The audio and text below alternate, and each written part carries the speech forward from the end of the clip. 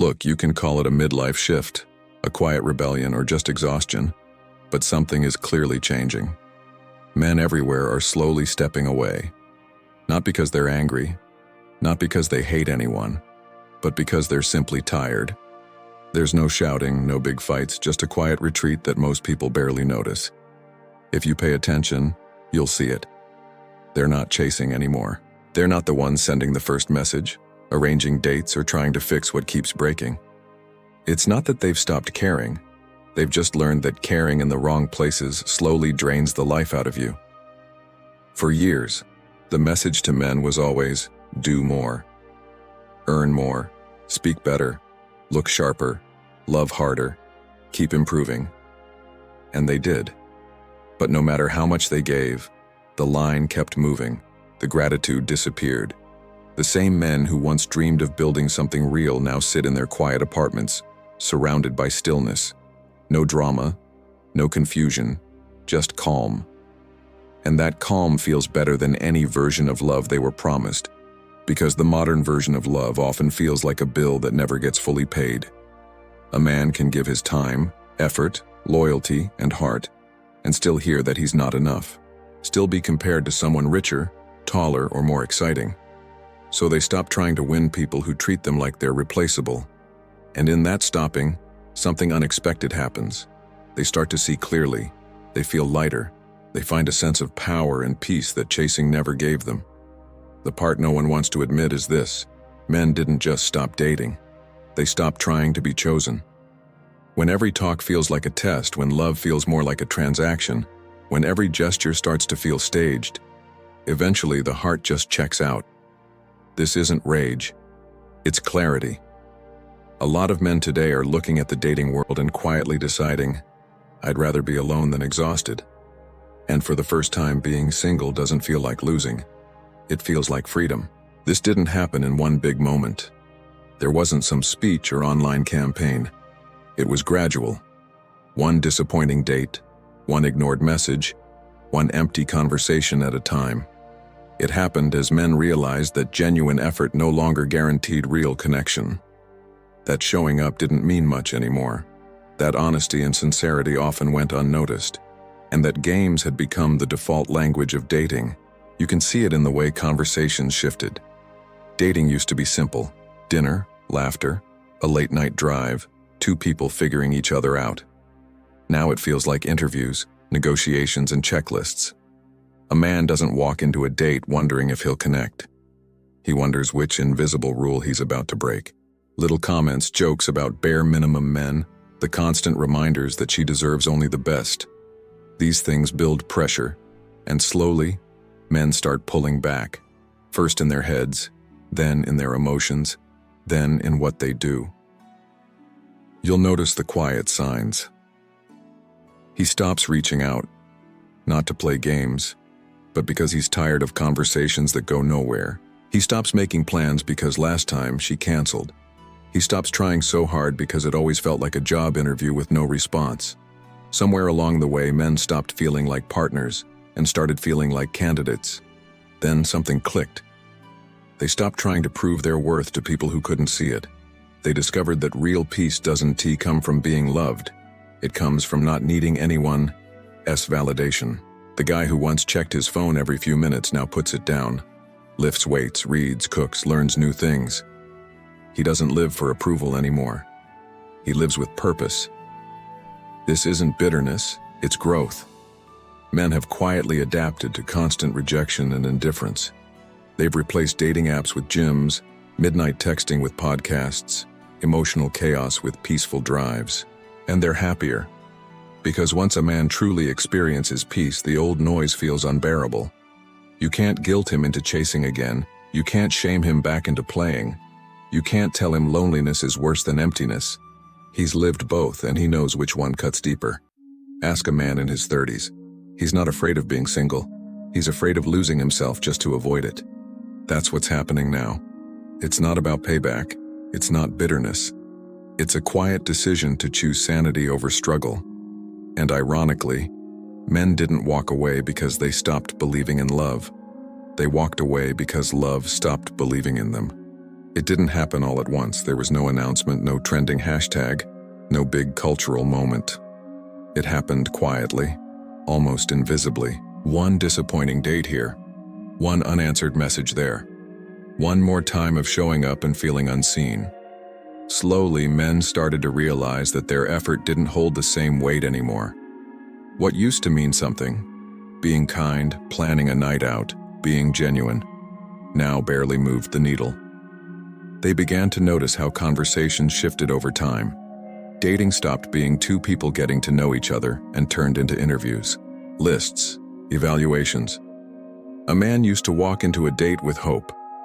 Now he walks in bracing himself for judgment. The language changed too. Suddenly, words like bare minimum became part of everyday talk. Expectations shot through the roof while appreciation fell through the floor. He's told she deserves the best, but what that often means is that he has to be extraordinary just to be considered average. The pressure built slowly but relentlessly, and eventually something inside them just clicked. Instead of trying harder, they began pulling back. First mentally, then emotionally, and finally, physically. You can see it if you pay attention.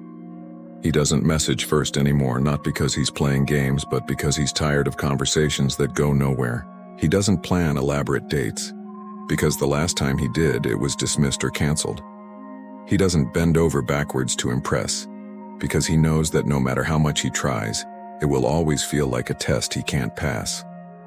At some point, men stopped feeling like equals and started feeling like they were applying for a role that might never exist. But then, quietly, something changed. They stopped trying to prove themselves to people who couldn't see their worth. They stopped measuring their value through someone else's approval. A man who used to stare at his phone waiting for a reply now puts it down, picks up a book, hits the gym, learns a skill, or just enjoys the silence. He's not chasing attention anymore. He's feeding his purpose. This isn't some bitter reaction. It's a natural shift. After too many rejections, too many mixed signals, too many games, men adapted. They traded endless scrolling on dating apps for lifting weights. They replaced overthinking texts with quiet focus. They swapped drama for late-night drives. And something unexpected happened. They got happier. Peace became their drug of choice. And once they tasted it, the noise they used to tolerate suddenly became intolerable. You can't guilt them into coming back. You can't shame them into chasing again. You can't convince them that loneliness is worse than emptiness, because they've experienced both and they know which one cuts deeper. Ask a man in his 30s what he fears, and it's not being alone. It's losing himself trying to avoid it. That's the heart of this shift. It's not rooted in resentment, it's rooted in clarity. They didn't stop because they gave up on love. They stopped because they finally understood what their peace was worth. There was a time when effort meant something, when simply showing up, being kind, and doing your best counted for a lot. But somewhere along the way, it stopped mattering. In a world of filters, highlight reels, and endless options, genuine effort became invisible. Men didn't notice it at first. They kept trying, kept showing up, thinking eventually their consistency would be appreciated. But instead of being valued, they were measured. Kindness became expected. Generosity was taken for granted. Loyalty was overlooked, and quiet strength was mistaken for weakness. They started to realize that the rules had shifted. Opening doors earned eye rolls. Compliments were brushed off. Thoughtful plans were treated like background noise. It wasn't that appreciation disappeared entirely. It just stopped flowing both ways. Men went from being seen as providers and partners to placeholders, useful until replaced, wanted until criticized. And slowly, they stopped offering what wasn't valued. They learned that constantly giving without being seen only leads to burnout. Love began to feel like a subscription. Pay monthly, get minimal in return, cancel anytime. You can see the change in the small details. The flowers they used to bring? Now they bring silence. The surprise plans they once made? Now they just ask, "What do you want to do?" Because whatever they chose before was labeled wrong anyway. That constant need to perform, to always be right, wore down something inside. Not ego, not pride, but their spirit. Men don't need to be worshipped. They just need to be valued for who they are when no one's looking. But that part of them slowly faded into the background. The dating world turned into a marketplace where people became profiles, conversations became interviews, and affection turned into transactions. Social media made attention a currency, and in that economy, many men realized they were spending more than they were getting back. So they stopped playing the game. They stopped chasing likes disguised as love. They deleted the apps. They walked away from people who saw them as replaceable faces in a crowd. Because being half noticed hurts more than being alone.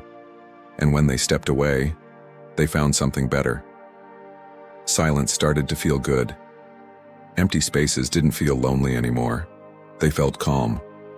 Without the constant guessing, testing, and proving, they finally heard their own thoughts again. They rebuilt routines.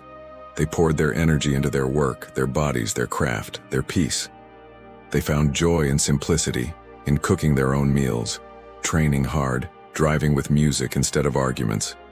They stopped waiting for someone else to make them whole and became their own anchor. The world may look at them and call it bitterness, detachment, or fear, but it's none of those things. It's clarity.